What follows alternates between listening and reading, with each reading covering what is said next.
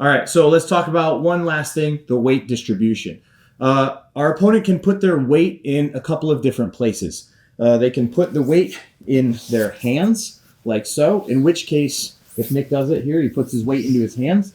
If he's putting the weight in his hands, so he might be trying to like kick away or use his feet to pummel, now I'm going to be able to lift those hips and they're going to be light, and I can kind of pull them over the top or something like that. Whereas if he starts to fall back and now use his hands to defend and try to make frames with his hands, now what happens to the hips? There's no weight being projected through here, so now we're going to be able to start stacking our opponent up like so.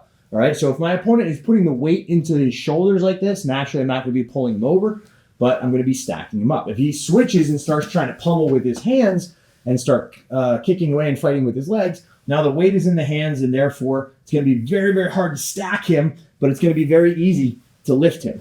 All right, so let's just throw that into a basic situation here. If my opponent has weight in the hands, when I go to drop my hips down, it becomes very difficult. But it's going to be quite easy if I can start pulling him over, lifting his hips on top of mine. Notice that hip correlation stays in play here, where my hips dropped, so his hips came on top. I have my hooks, I have my frames, and I can start to finish my back take like so.